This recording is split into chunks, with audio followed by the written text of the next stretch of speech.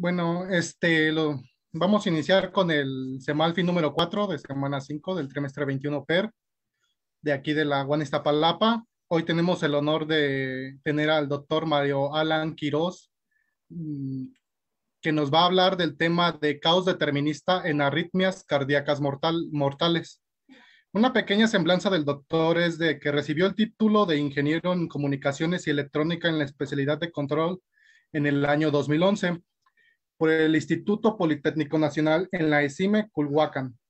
En 2014 obtuvo el grado de maestro en Ciencias de Ingeniería en Microelectrónica en la sección de estudios de posgrado e investigación de la ESIME Culhuacán, donde fue aprobado con mención honorífica.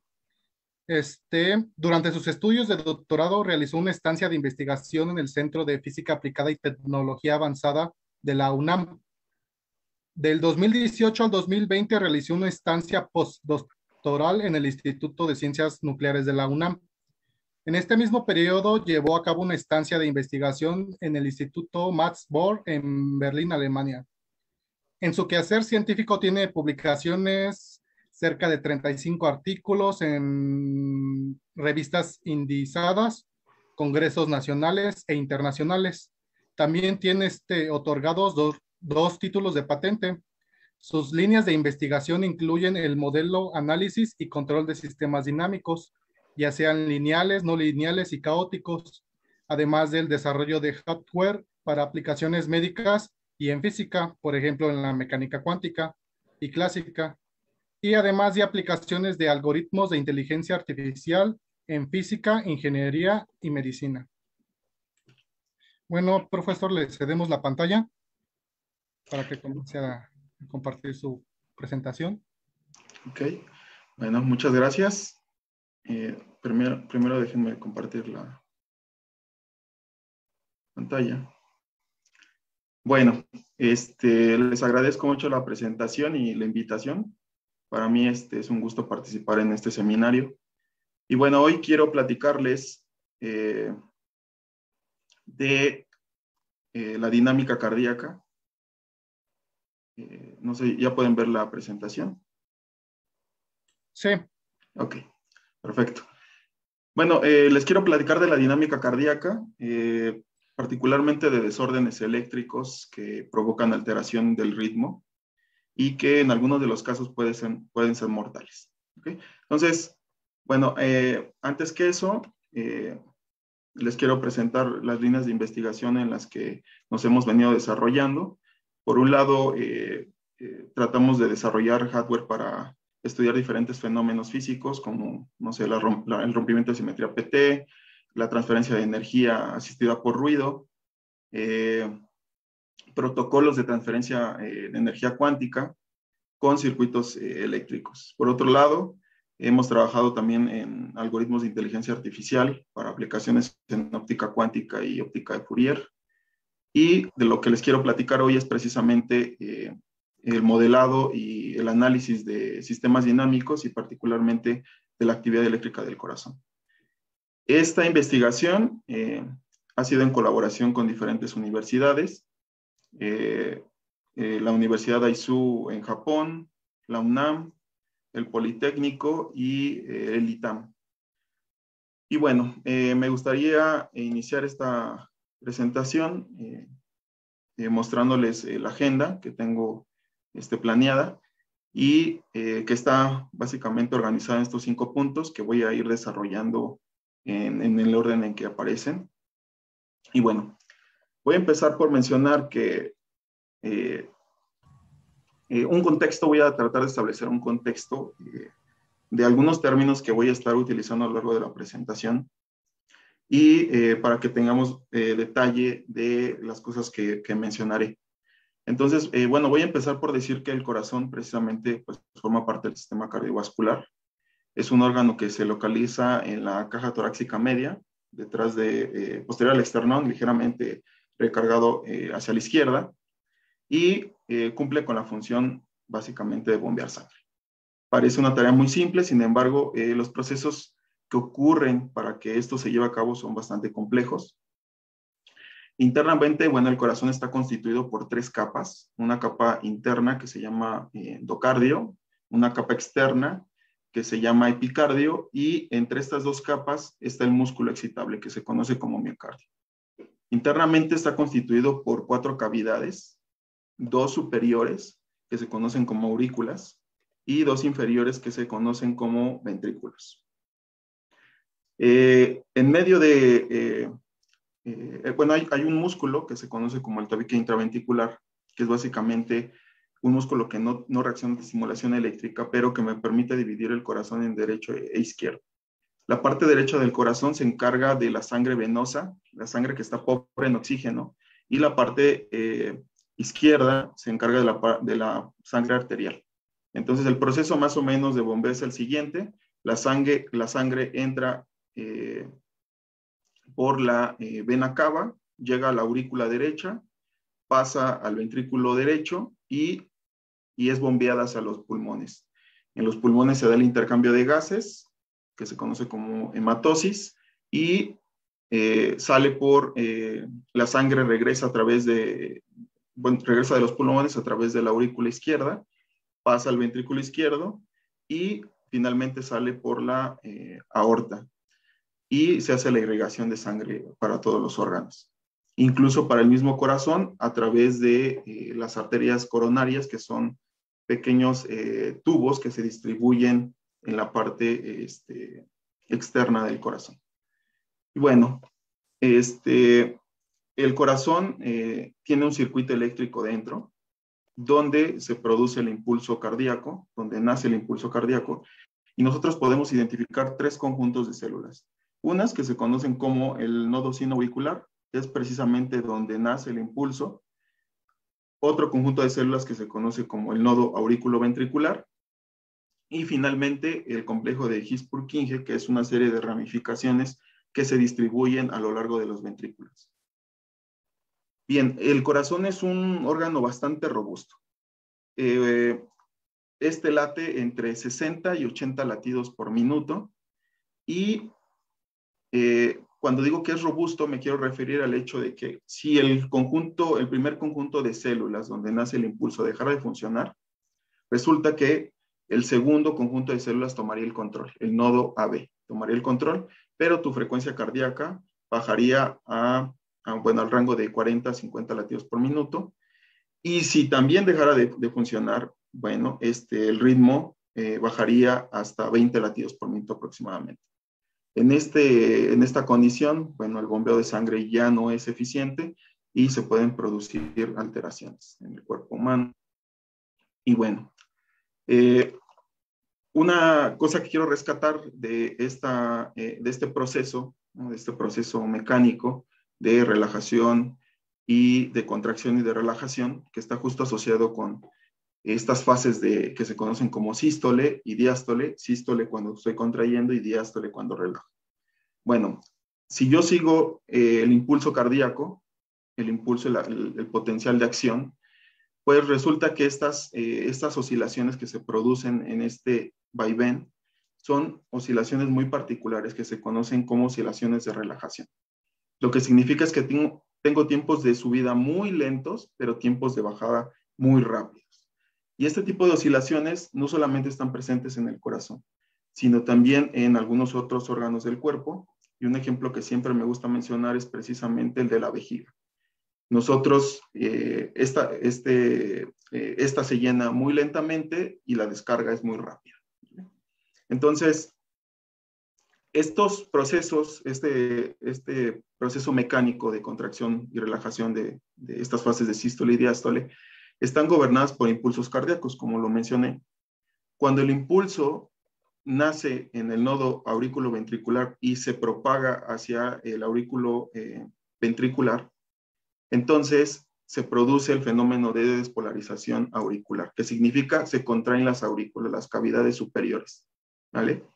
Nosotros podemos monitorear esta actividad a través de la señal de electrocardiograma. La señal de electrocardiograma no es más que la diferencia de potencial que ustedes pueden medir cuando colocan 2 electrodos en la superficie de la piel, ¿ok? Estas deflexiones se producen precisamente por la propagación de este impulso. La segunda fase se conoce como la despolarización ventricular, que es básicamente se relajan las aurículas, pero se contraen los ventrículos. Y en la señal de electrocardiograma está reflejado como el complejo QRS, que es estos dos valles y la cresta, el pico más alto que se conoce como el pico R. Y finalmente, la parte de repolarización ventricular, repolarización ventricular, que es básicamente la relajación del músculo, de los ventrículos, y se refleja en la onda T. Ahora, con esto tendríamos ya un contexto básicamente de cómo es que funciona esta parte mecánica y cómo está asociada con la parte eléctrica. Pero ahora vienen los detalles, ¿no? Y en los detalles está el demonio. Entonces, resulta que las enfermedades cardiovasculares son una de las principales causas de muerte en el mundo. De acuerdo a datos de la Organización Mundial de la Salud, 7.4 millones de estas muertes se deben específicamente al corazón. Y bueno, uno de los ritmos mortales, ¿no?, de los desórdenes eléctricos mortales, es precisamente la fibrilación ventricular. ¿Qué es la fibrilación ventricular? Pues como dije, es un desorden eléctrico que provoca la contracción descoordinada del corazón y lleva a insuficiencia cardíaca. Es decir, no se bombea sangre adecuadamente y a tal grado de que ni siquiera alcanza la sangre arterial para alimentar al propio corazón y este colapsa. ¿Okay? Este ritmo es tan mortal que por cada minuto que pasa, la tasa de supervivencia se reduce entre el 7 y el 10%. Y la triste historia es que este ritmo solamente yo puedo sacar una persona de esta condición si yo ocupo un desfibrilador cardíaco. ¿Qué es un desfibrilador? Es un aparato que dispone de dos palitas, que son electrodos, que se ponen en la superficie, en la piel, y hacen una entrega, una señal, dan un choque eléctrico de alta energía. Es alta energía, entre 150 joules y 400, de acuerdo a la condición.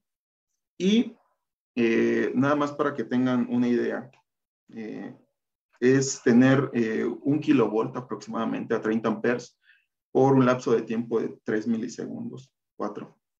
Y, digamos, su símil mecánico es como tener una masa de 3 kilos y te lo dejaran caer de unos 7 metros aproximadamente. Ese impacto es precisamente lo que experimenta una persona que recibe un choque eléctrico de un desfibrilador cardíaco. Obviamente la técnica es efectiva, te ayuda a sacarte del estado, pero por la cantidad de energía tan grande, se produce un daño al miocardio. Se puede producir incluso necrosis, es decir, parte de las células mueren, y entonces estas células ya no van a reaccionar ante estimulación eléctrica y obviamente ya no va a haber contracción de las pequeñas regiones de tejido donde se haya quemado, ¿no? Entonces, otra consecuencia de tener una desfibrilación de alta energía es precisamente que en el 70% de los casos hay reincidencia, es decir, voy a volver a presentar un episodio de fibrilación ventricular. Ahora mismo les voy a poner un pequeño video de unos cuantos segundos en donde ustedes verán justo cómo el corazón está fibrilando y verán como si temblara.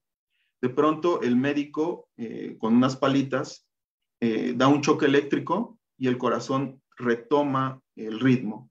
Precisamente el efecto de producir un choque eléctrico en el corazón es con la esperanza de que las células se despolaricen por un momento y retomen su ritmo habitual. Entonces, les voy a poner aquí el videíto.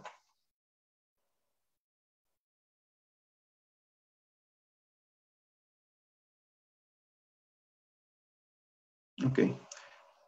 Bueno, se nota la diferencia, ¿no?, entre el primer estado y el segundo. En el segundo, la contracción es bastante firme y en el primer estado, en la primera condición, se ve simplemente como si estuviera temblando, ¿no?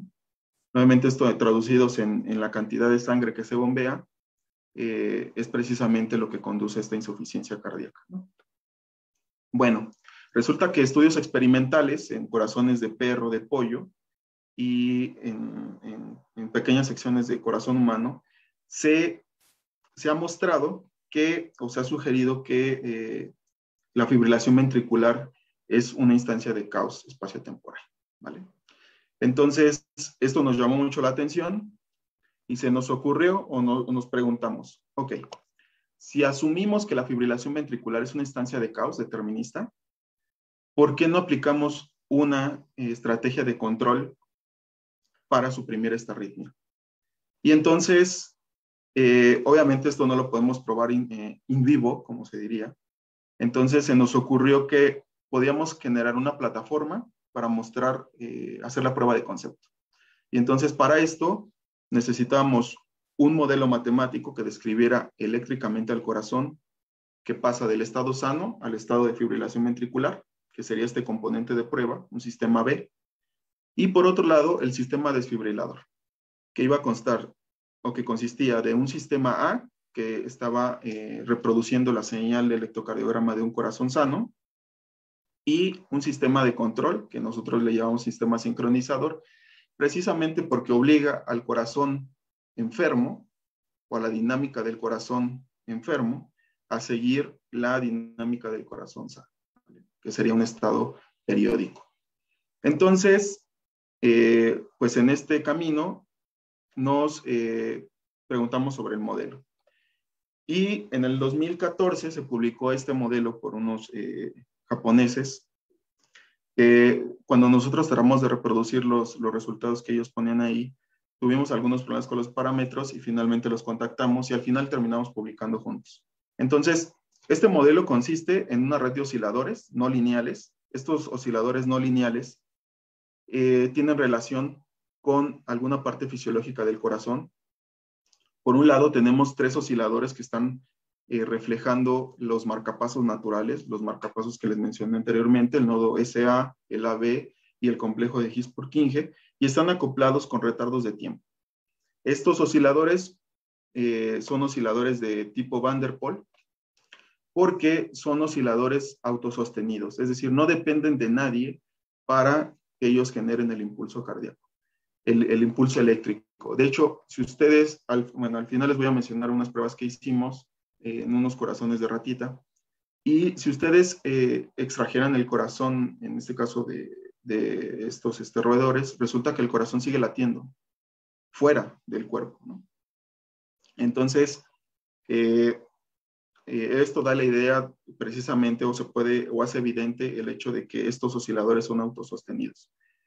Por otro lado, tenemos otro conjunto de osciladores que están representando la respuesta eléctrica de los músculos auriculares y de los ventriculares y que están divididos precisamente en las ondas P, TA, en el complejo QRS y en las ondas T, ¿vale? Y estos están modelados como osciladores de Fishhook-Nagumo. La combinación lineal de estos osciladores me dan la señal del electrocardiograma, ¿no? O sea, una combinación lineal de estas variables de la Z1, Z2, que son variables internas de estos osciladores, me conducen a la forma de onda de un electrocardiograma, ¿vale? Aquí simplemente pinto cómo son las ecuaciones diferenciales para cada uno de esos osciladores, para los de tipo Van der Pol y para los de Fishhook-Nagumo, ¿vale? Si ustedes integran numéricamente estas ecuaciones, pues resulta que van a obtener el plot que ustedes ven en A, que es básicamente la señal de electrocardiograma de un corazón sano, o la forma de onda de un corazón asociada con un corazón sano, o eléctricamente sano, y bueno, a 70 latidos por minuto. Sin embargo, si ustedes mueven parámetros de ese modelo matemático, ustedes pueden también simular taquicardias, que es básicamente cuando, por ejemplo, corremos, se produce una taquicardia porque el requerimiento de sangre en el cuerpo incrementa. Entonces tengo que acelerar el bombeo.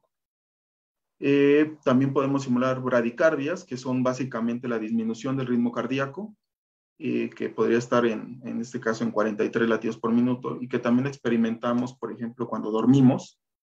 Y algunos otros fenómenos interesantes, por ejemplo, como bloquear el camino entre el SA y el AB. Y vean que se producen ondas que están fuera de fase, ¿no? Y finalmente, bueno, otro bloqueo, es una falta de comunicación entre el nodo aurículo-ventricular y el complejo de His-Purkinje. Entonces, bueno, ya teníamos listo el modelo matemático que nos puede reproducir la actividad eléctrica del corazón sana y de algunos otros desórdenes eléctricos, pero que no son graves, ¿vale? Estos son, de hecho, son arritmias comunes. Y entonces nos preguntamos cómo podíamos hacer para simular fibrilación ventricular.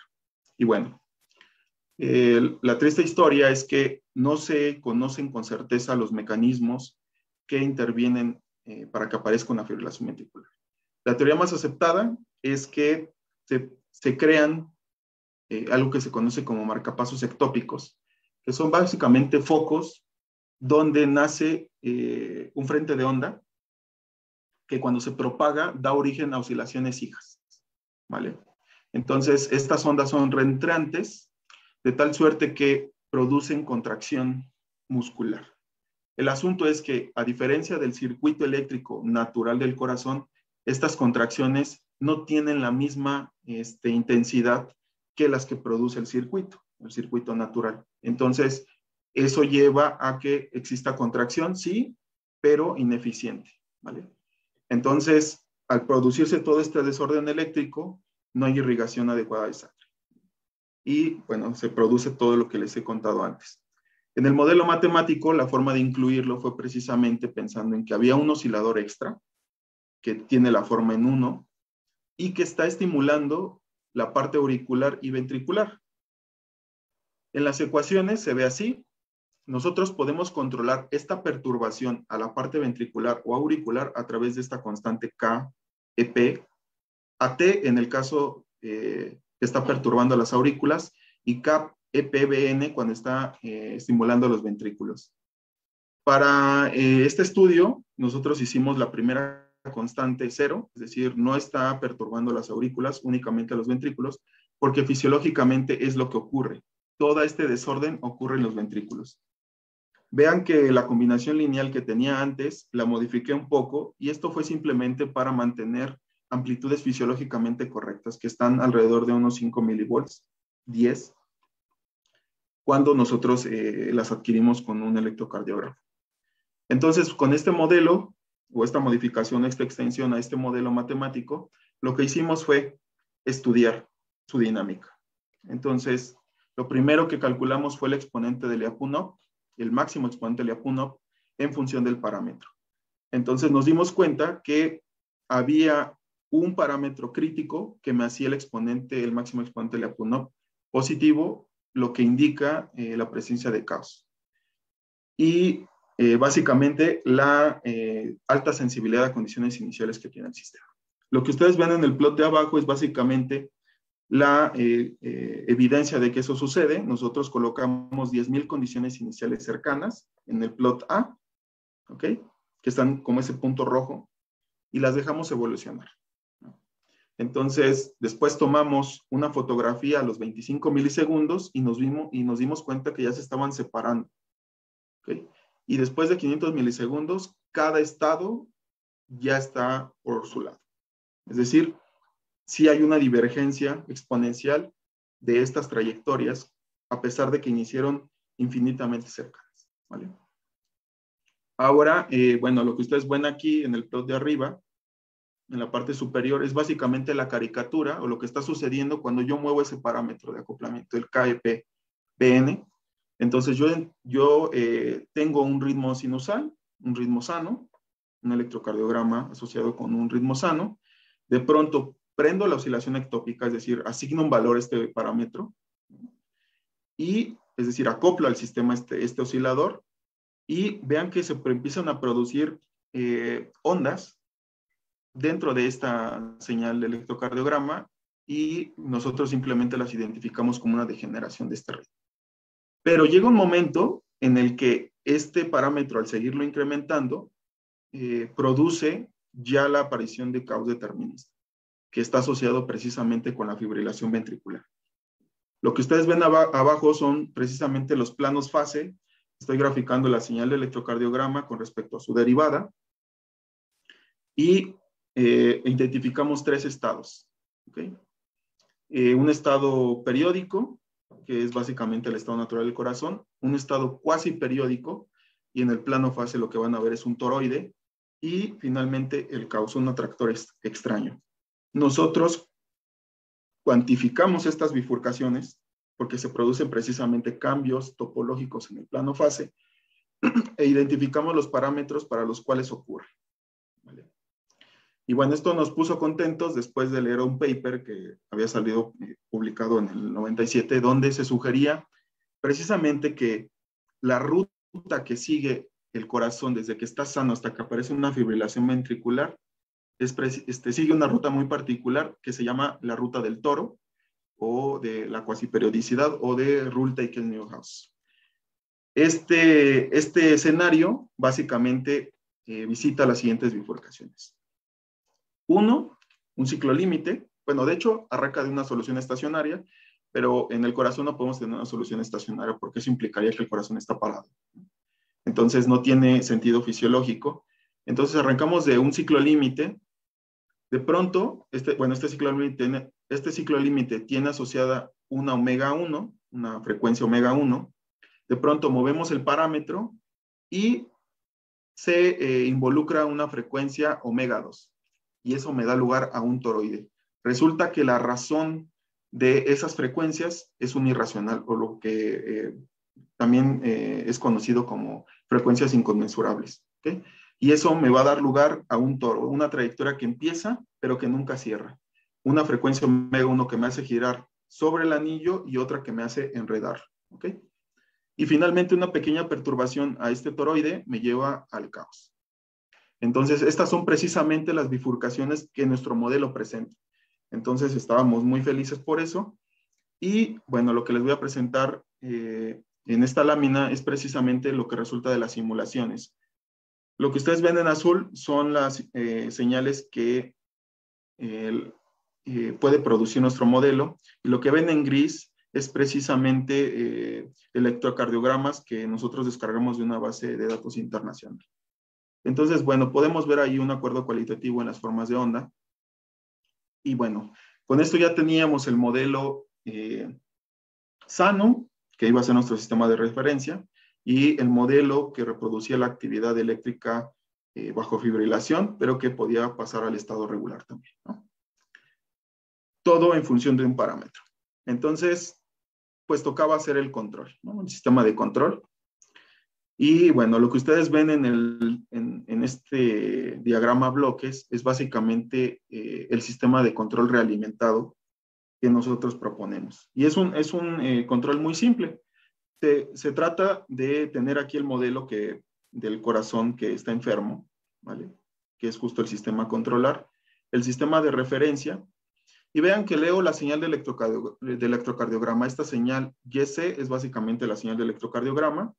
Aquí hay un sumador y simplemente comparo las dos señales.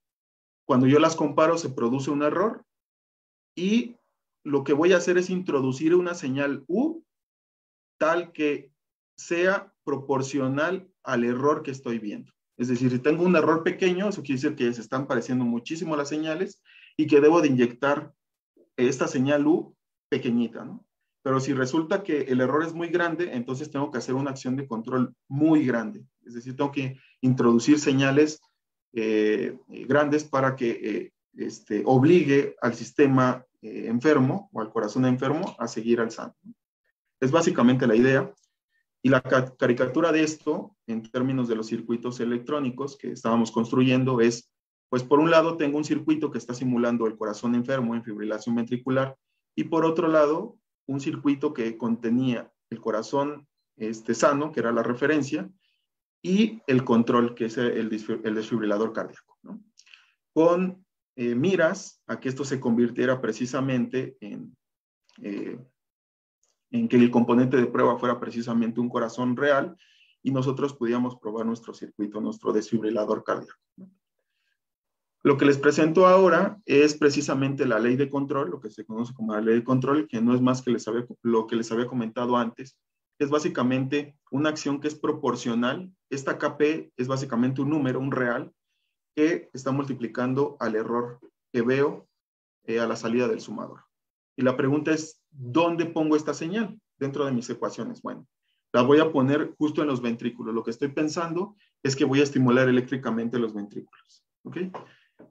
Y bueno, después de hacer simulaciones numéricas, los resultados son estos. yo tengo por un lado, lo que ven en el plot B, es básicamente mi señal de referencia, la señal de electrocardiograma sana, y lo que ven en el C es la señal, es el corazón que está fibrilando, ¿no? Que es caótico, y justo a los 20 segundos prendo mi control.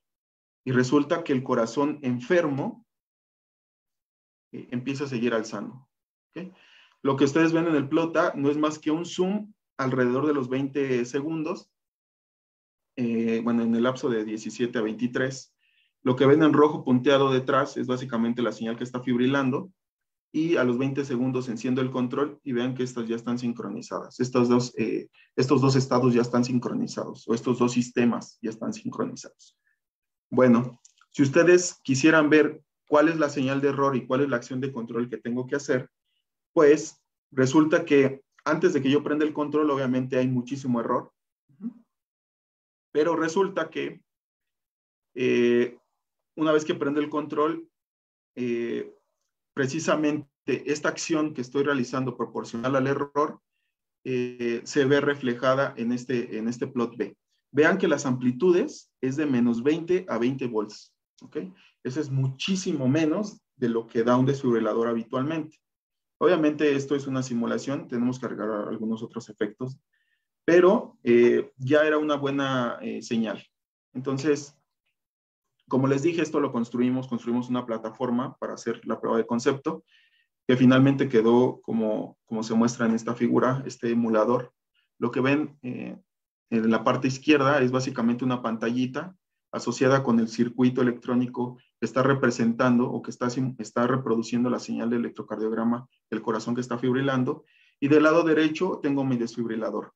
Ustedes pueden ver que aquí hay una perillita, se ve como una rayita blanca, pero esa es una perillita, que es justo la que me permite variar el parámetro. Puedo pasar de regularidad a caos, simplemente variando esa perilla que está asociada precisamente con la variación del parámetro.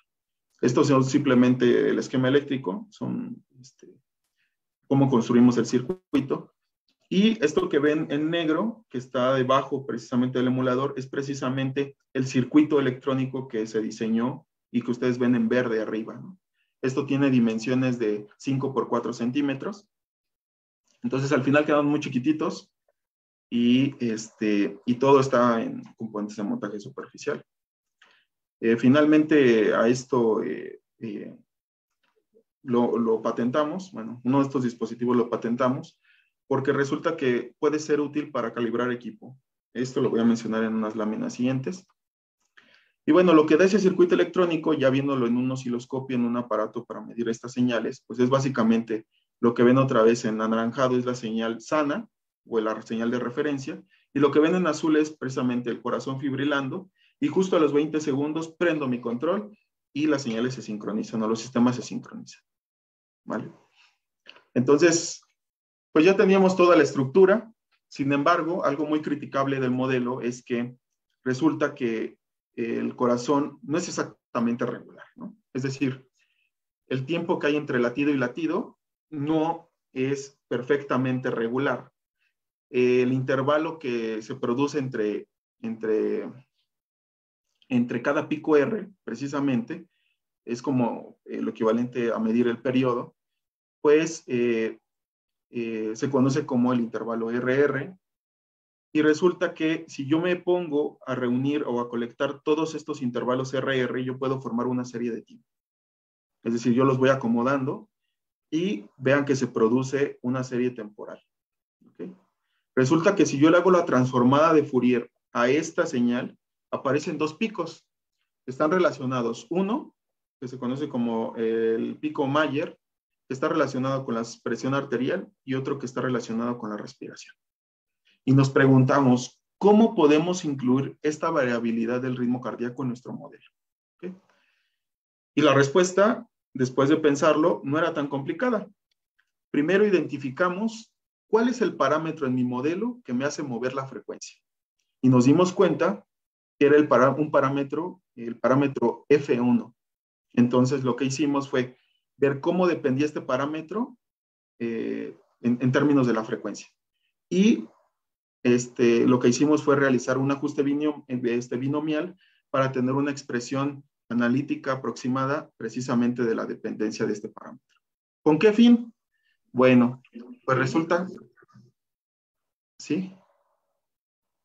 Ok, bueno, pues resulta que se nos ocurrió decir, bueno, planteemos un espectro de Fourier, ¿no?, que queramos, un espectro artificial, ¿no? Le hacemos la transformada de Fourier inversa y lo que va a resultar es precisamente una serie temporal. Pero esta serie temporal ya me dice cómo debo de cambiar este parámetro F1 tal que mi señal de electrocardiograma no sea perfectamente periódica. ¿Ok? Y eso fue lo que hicimos. Cuando empezamos a variar este parámetro F1, como me decía esta señal, pues el efecto que se produce es el siguiente. Si ustedes ahora midieran el intervalo RR en esta señal simulada, lo que van a tener es, pues van a reconstruir precisamente este conjunto de intervalos RR, ¿vale? Van a tener una serie temporal de estos intervalos RR. Cuando yo le aplique la transformada de Fourier, pues debería de obtener otra vez los picos con los que arranqué, ¿no?, artificialmente. Resulta que estos picos ya se ven un poquito más feos porque cuando yo estoy haciendo el proceso anverso, es decir, arranco del espectro de Fourier, resulta que solamente tengo las amplitudes, tengo las intensidades, pero las fases no las tengo y estas las elijo aleatoriamente, ¿no? Entonces, es simplemente por eso que no puedo reconstruir los picos muy bonitos, ¿no? Pero finalmente están ahí. Esto me da cabida a decir, bueno, yo en mi modelo ya puedo incluir cualquier tacograma a este conjunto o a esta serie de tiempo de los intervalos RR, esta colección, le llamo tacograma.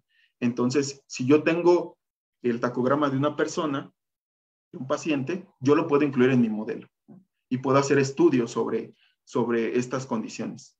Muy bien. Entonces, no nos quisimos quedar ahí y fuimos un poquito más allá.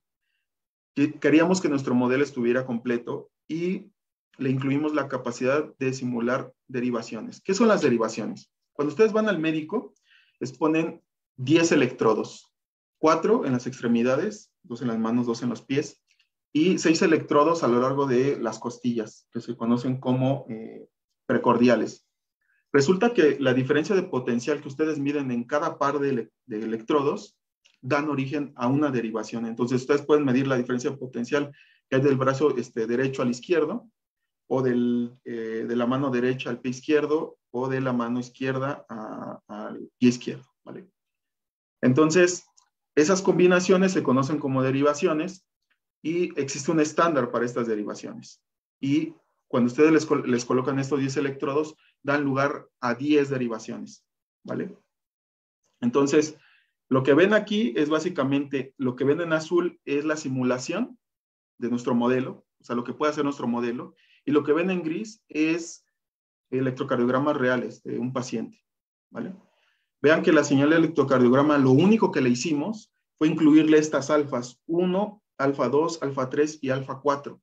Con esas alfas, nosotros podemos reconstruir las 12 derivaciones. Y tiene todo el sentido del mundo porque estamos viendo el mismo sistema de diferentes puntos de vista. Eso es básicamente las derivaciones. Recuerden que el corazón se puede estudiar como un dipolo y precisamente la dirección de este dipolo está asociado con la línea que forman los electrodos. Yendo del electrodo negativo al positivo, ¿vale? Entonces esto produce las deflexiones, esto equivale a que estoy viendo el corazón de diferentes puntos de vista, ¿ok? Entonces esto se nos hizo muy útil porque resulta que cuando están en un hospital, ¿no?, ustedes tienen un aparato que los está monitoreando, resulta que si hay una condición de alarma, pues el aparatito empieza a sonar, ¿no?, empieza a avisarle a la enfermera, al médico, que algo está sucediendo. Y la pregunta es, ¿cómo lo hace? O sea, ¿qué algoritmo utiliza? Bueno, la respuesta es, estos equipos se calibran para que detecten estos ritmos. Tienen un algoritmo particular, no sé, una red neuronal, o simplemente hacen comparaciones con ritmos que tienen guardados en la memoria y sacan características, ¿no? Pero resulta que estos se deben de calibrar, ¿no? No es como que tienen al paciente, está fibrilando el paciente y le dicen, espérame, deja calibro mi equipo. O sea, no se puede hacer así, entonces se tienen que crear dispositivos que pues permitan calibrar estos equipos. Y este modelo precisamente se nos ocurrió como un calibrador de este tipo de equipos. Entonces fabricamos un circuito electrónico que incluía este modelo matemático que podía generar las 12 derivaciones con variabilidad del ritmo cardíaco y que podía servir para calibrar equipos de medición, ¿vale? Tenía una interfaz gráfica. Esto es el prototipo beta, ¿no? O alfa, perdón, alfa de este modelo. Y lo que quisimos hacer fue engañar a un electrocardiógrafo. Ver si efectivamente con nuestro sistema nosotros podíamos simular un paciente. De hecho, a este sistemita lo llamamos simulador de paciente. Y lo que obtuvimos fue precisamente estas 12 derivaciones que es lo que les entrega el médico cuando les hacen un estudio de electrocardiograma. ¿Okay? Entonces, hasta este momento es básicamente lo que llevamos con respecto a los modelos. Hemos tratado de proponer algunos otros modelos para generar otro tipo de arritmias cardíacas y estudiar dinámicamente este tipo de modelos, ¿no? Con teoría de bifurcaciones, con exponentes de la PUNOP, espectros en frecuencia, dimensiones fractales, ¿no? Para tratar de generar una estrategia que ofrezca nuevas terapias, ¿no? Para atender este tipo de arritmias cardíacas. Pero bueno, una de las concentraciones o de las cosas importantes que tenemos en mente es precisamente construir este nuevo desfibrilador cardíaco, ¿vale? Entonces, el trabajo que estamos haciendo, que está en proceso, es básicamente analizar las series de tiempo de corazones de rata, porque queremos diseñarle un desfibrilador particular a estos corazones, justamente para mostrar que puede funcionar. Entonces, lo que se hace es, bueno, tenemos este tipo de ratitas. Nosotros, bueno, el médico hace una extracción del corazón y se dice que lo perfunde, es decir, mantiene vivo al corazón con una solución fisiológicamente correcta, ¿no? Que tiene los iones que necesita para mantenerse latiendo. ¿Okay? Y después estimulamos eléctricamente este corazón y las series de tiempo que obtenemos las analizamos con herramientas no lineales. ¿Ok? Entonces, unos resultados preliminares son estos precisamente. Lo que ustedes ven en cada cuadrante es básicamente lo que ocurre en cada perturbación que nosotros hacemos, es decir, cada vez que inducimos una señal en este corazón y la reconstrucción que obtenemos, la reconstrucción del plano fase que obtenemos después de aplicar algunas técnicas de teoría no lineal. Entonces, es evidente el cambio dinámico que presenta el corazón después de hacer estas estimulaciones. Por un lado tenemos el ritmo sinusal, es básicamente el estado sano, ¿no? Y se forma lo que nosotros diríamos un ciclo límite. Posteriormente estimulamos y se presenta un aleteo ventricular, que es básicamente unas palpitaciones rápidas en el ventrículo. Y bueno, estos ritmos los fueron identificando los médicos, porque obviamente ellos ya tienen experiencia en las formas de onda que ven en los electrocardiogramas y pueden asociar rápidamente los ritmos. Y bueno, después se presenta una taquicardia ventricular, que ya es un estado grave, de hecho ya es desfibrilable, de acuerdo, si esta taquicardia está sin pulso o con pulso, ya se puede desfibrilar. Y finalmente aparece la fibrilación ventricular, ¿vale? Entonces, pues estamos en este camino, estamos trabajando para tratar de construir el modelo. Obviamente tenemos que todavía tener un modelo matemático para estudiarlo y diseñar con respecto a este modelo el desfibrilador que queremos probar. Y bueno, con esto culmino. Y mis conclusiones son básicamente que tratar de estudiar este tipo de fenómenos en biología con herramientas que tenemos disponibles en matemáticas y en física, pues nos pueden ayudar a desarrollar dispositivos que mejoren la calidad de vida de las personas que padecen este tipo de enfermedades. En ese sentido, como les dije, el modelado matemático y la simulación, pues son herramientas poderosas para tratar de comprender lo que está sucediendo. Y bueno, les agradezco mucho que se hayan tomado el tiempo para estar aquí y espero que les haya agradado la presentación.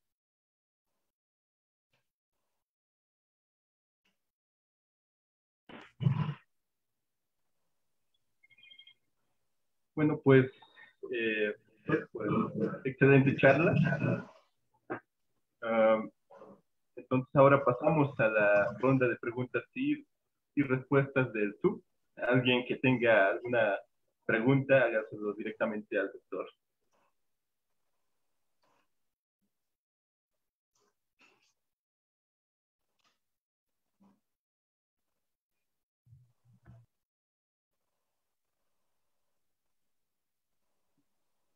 Bueno, yo sí tengo una pregunta, pero es más hacia el modelado matemático, doctor. Eh, Sí. ¿A qué se refiere con cambios topológicos exactamente? A un cambio de forma esencialmente en el plano fase. Es decir, que a través de contracciones o estiramientos del plano fase tú no puedes llegar a la otra forma. Es decir, tienes un ciclo límite, no hay forma de que estirándolo o contrayéndolo te pueda dar un atractor extraño, por ejemplo. Básicamente a eso me refiero.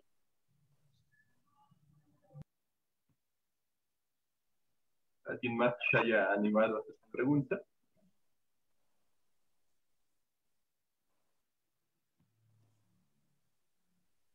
Hay una aquí en el chat que dice, ¿las arritmias pueden ser provocadas por daños en el tejido muscular del corazón? Sí pueden ser provocadas por daño en el tejido. Tengo la experiencia de una persona cercana, por ejemplo, ella tuvo problemas con una válvula. Creo que no lo mencioné, pero cuando tenemos las cavidades superiores, las aurículas, la sangre solamente puede fluir en una sola dirección, de las aurículas a las ventrículos. Entonces, este flujo está controlado por unas compuertas que son básicamente válvulas que abren y cierran con cierto ritmo, ¿no? Entonces, esto también es tejido y si en un momento dado dejan de funcionar, pues el fluido, bueno, puede tomar la sangre ambas direcciones y esto no está bien. Incluso si no empiezan a abrir y cerrar con el ritmo adecuado, pues resulta que pues empiezan a producir fatiga, ¿no?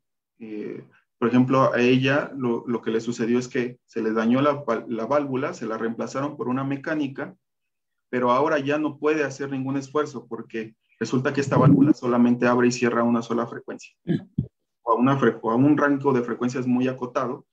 Entonces, si se agita, es decir, se necesita más irrigación de sangre, la válvula no lo puede hacer y eso conduce a una arritmia cardíaca.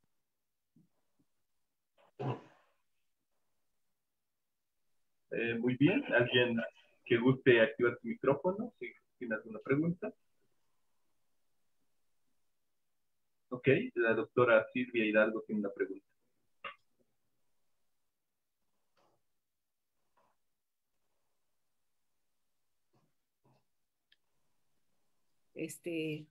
Muchas gracias por la plática, Mario.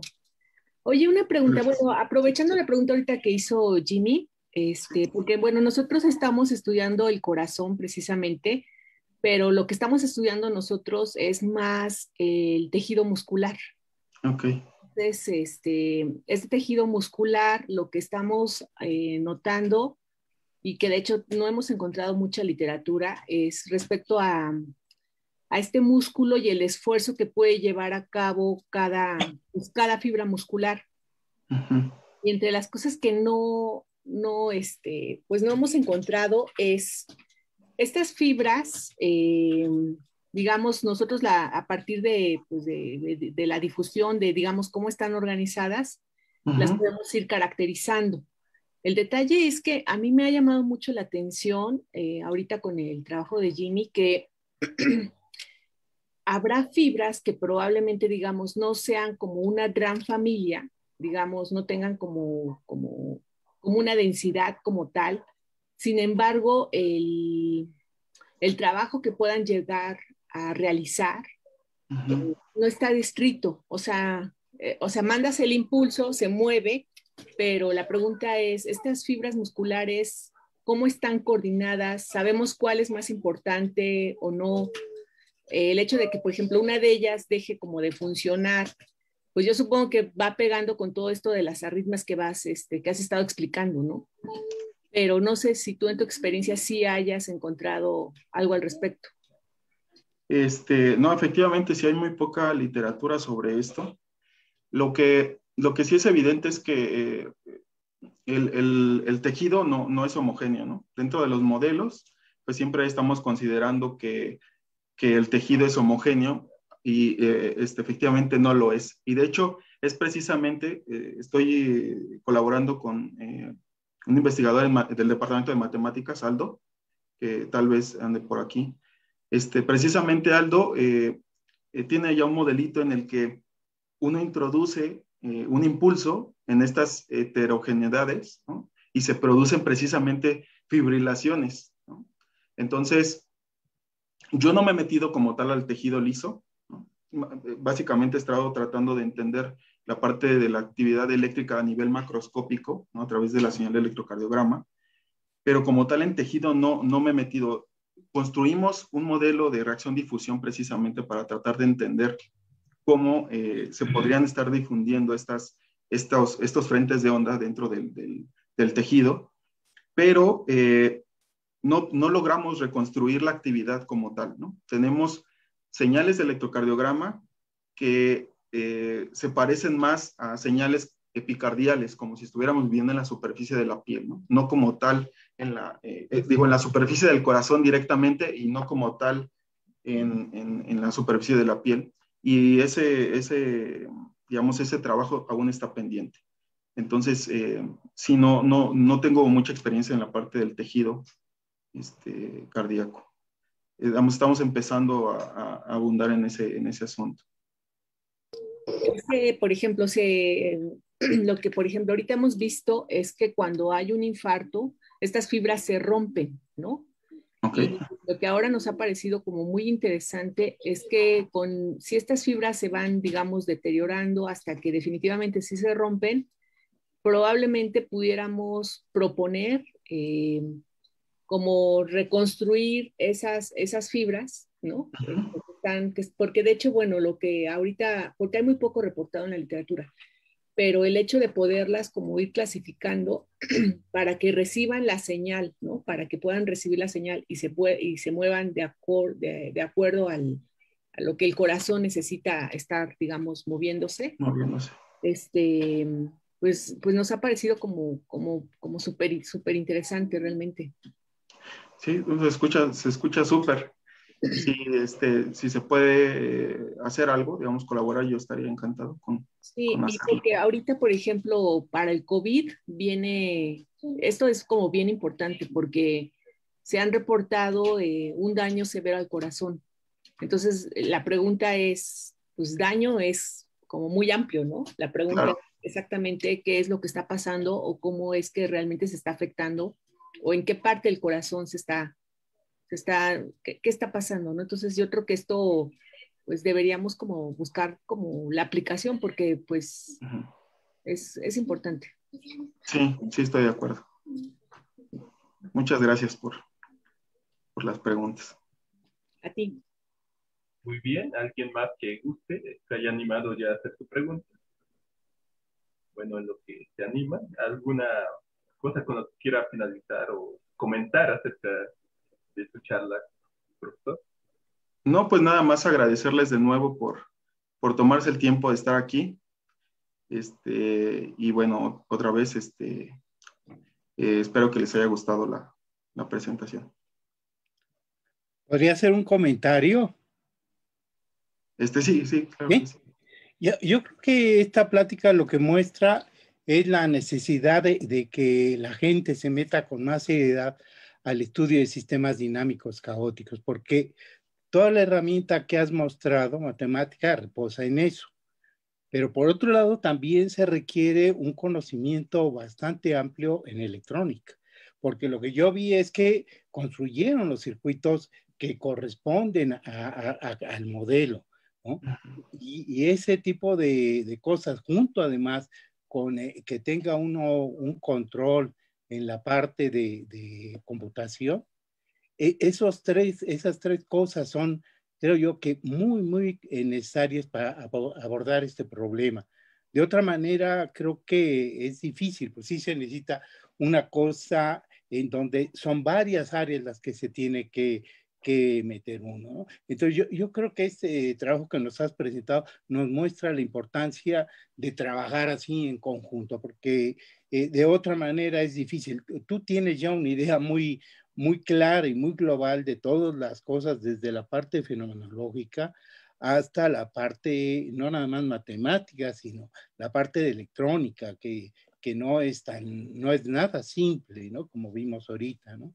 Entonces, yo sí creo que una de las cosas que debe de darse cuenta la gente es la necesidad de incorporar a los estudios normales de física otras áreas, como la de sistemas dinámicos, que no es nada popular, ni tampoco la cuestión de electrónica, tampoco es popular. La única que sí es popular es más o menos la de computación, pero sí es hecho con matemática. Esto no se hace con matemática, ¿verdad? Sí, sí, tienes que usar otro tipo de cosas, porque tú tienes que hacer tus propios programas, ¿no?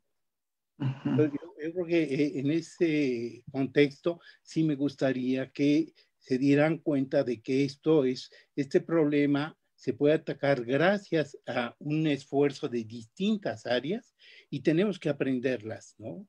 O al menos para entender, ¿no? Tú ya las entiendes, pero la gente de física no la entiende, ¿no? Entonces yo te agradezco mucho que nos hayas dado esta plática que nos muestra perfectamente la necesidad de las herramientas que necesitamos si nos queremos incorporar ya a problemas de este estilo. Muchas gracias, doctor, por el comentario. Por favor, activa tu micrófono, Alonso. Bueno, yo solamente también para completar, estoy a favor del comentario que acaba de hacer el profesor José Luis del Río. Creo que hay que conjuntar bastantes áreas del conocimiento humano y, por ejemplo, doctor, ahora que, bueno, usted me hace la invitación a, a- a trabajar en este tipo de cosas. Por ejemplo, yo estoy, creo que bastante entusiasmado por darle una aplicación a todas las matemáticas que he aprendido. Yo como matemático estoy más que dispuesto, yo creo que a contribuir en todo esto y sí, precisamente, pues quisiera darle una aplicación a las ecuaciones diferenciales, al álgebra lineal, a la topología, a todas las matemáticas que uno ha venido estudiando a lo largo de su formación académica. Y bueno, pues yo espero que en este tipo de modelos pueda encontrar eh, pueda encontrarlo bastante entretenido para que, eh, bueno, pueda aportar algo también como matemático. Ujú. Y bueno, Gracias. eso sería todo. Tenemos otra pregunta de Steffi. No sé si gusta activar su micrófono o escribirla por el chat. No, hola, sí, activo mi micrófono. Buenas tardes. Ok, adelante. Bueno, yo tengo una duda. Para hacer tu modelo, Mario, quisiera saber qué tipo de software ocupan para apoyarse en realizar, no sé, si simulaciones y conforme, o bueno, con base a eso empezar a hacer sus modelos matemáticos. Me atrevería a preguntar si han llegado a ocupar, no sé, tipo machine learning o alguna inteligencia artificial, o todavía eso ya es más avanzado para lo que ustedes hacen. Bueno, gracias por la pregunta. Primero, para construir todos los circuitos, primero, para hacer todas las simulaciones, regularmente usamos MATLAB y un poco de Fortran porque utilizamos un software que se llama XPP o Auto, que es, yo diría, el programa para calcular bifurcaciones y solamente hay forma, no hay forma de simular si no es en Fortran. Y para construir los circuitos, para embeber todo el método, por ejemplo, el método numérico, un ejecuta, como lo vayamos a resolver, nosotros usamos C, literalmente C. Y lo que mencionas de los algoritmos de inteligencia artificial, precisamente debe estar por aquí Leonardo. Leonardo va a estar trabajando precisamente en algoritmos para identificar estos ritmos cardíacos. Y precisamente, o muy particularmente, en redes neuronales. Sí, que entiendo, hay pues una amplia área en redes neuronales. Creo que se llama Deep Learning, ¿no? Esa Sí. área. Sí, Ok, sí, bueno, depende del algoritmo, sí. excelente. Gracias. No, gracias a ti.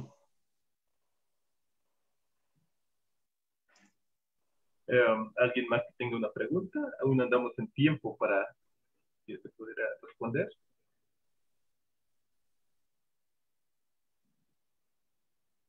Ok, entonces, muy bien. Pues agradecemos su gran charla, doctor Mario Quiroz. En breve le haremos llegar su constancia que comprueba su participación en el CEMALPI. Y pues antes de finalizar, pues queremos, bueno, tenemos el honor